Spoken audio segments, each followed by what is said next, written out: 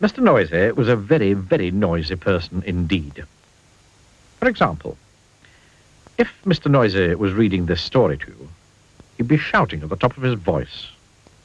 And the top of Mr. Noisy's voice is a very loud place indeed. You can hear it 100 miles away. For example, when most people sneeze, you can hear them in the next room. But achoo! When Mr. Noisy sneezes, you can hear him in the next country. Now, this story starts when Mr. Noisy was asleep in bed, in his bedroom, in his house, which is on top of a hill. He was snoring.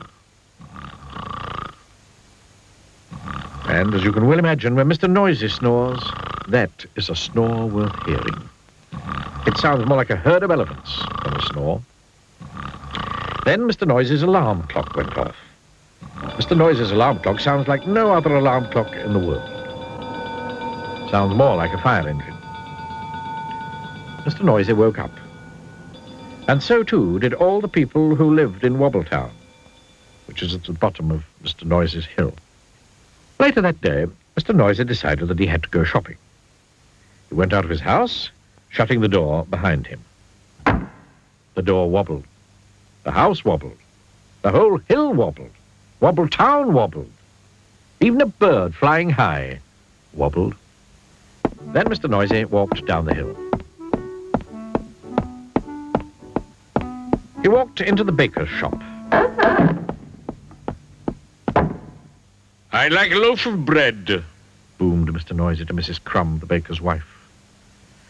Mrs. Crumb trembled and sold him a loaf. Then Mr. Noisy walked along the street to the butcher.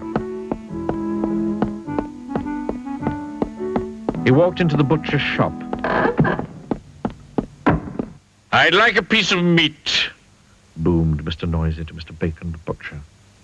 Mr. Bacon trembled and sold him some meat. Afterwards, Mrs. Crumb met Mr. Bacon in the street. "We really must do something about Mr. Noisy being so noisy," she said. "Definitely," replied Mr. Bacon. "But what?" "I know," said Mrs. Crumb.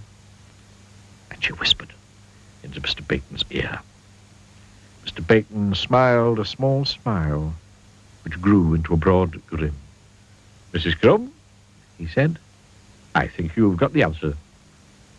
The following day, Mr. Noisy again went shopping down to Wobbletown. He went into Mrs. Crumb's shop. I'd like a loaf of bread, He boomed. "I'm sorry, what did you say?" asked Mrs. Crumb, pretending not to hear. I'd like a loaf of bread, Mr. Noisy shouted. "Oh, I'm sorry," said Mrs. Crumb, putting her hand to her ear.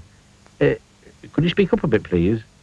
I'd like a loaf of bread, roared Mr. Noisy. "I can't hear you," replied Mrs. Crumb. Mr. Noisy gave up and went out. Mr. Noisy went into Mr. Bacon's shop. I'd like a piece of meat, And boomed. Mr. Bacon pretended not to notice. I'd like a piece of meat. Mr. Noisy shouted. "Did you say something?" asked Mr. Bacon. I said I'd like a piece of meat, roared Mr. Noisy. "Beg your pardon?" said Mr. Bacon. Mr. Noisy gave up and went out and went home and went to bed. Hungry. The day after, Mr. Noisy tried again. He went into Mrs. Crumb's shop. I'd like a loaf of bread. Boom. "A what?" asked Mrs. Crumb. Mr. Noisy started shouting at the very top of his voice. A loaf of... Then he stopped. Then he thought. And then he said quietly, "I'd like a loaf of bread, please, Mrs. Crumb." Mrs. Crumb smiled. "Certainly," she said. Then Mr. Noisy went into Mr. Bacon's shop. I'd like a piece of meat. He boomed. "Did you say something?" asked Mr. Bacon. Yes, I did.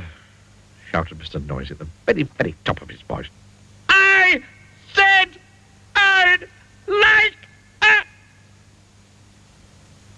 Then he stopped. And then he thought.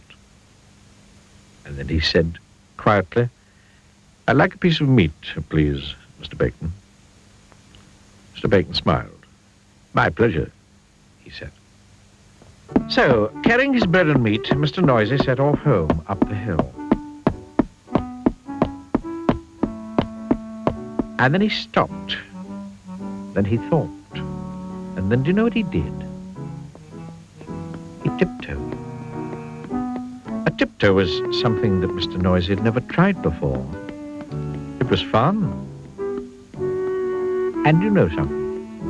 From then until now, Mr. Noisy isn't anything like as noisy as he used to be. And do you know something else? The people of Wobbletown are delighted. Especially Mrs. Crumb and Mr. Bacon. And do you know something else?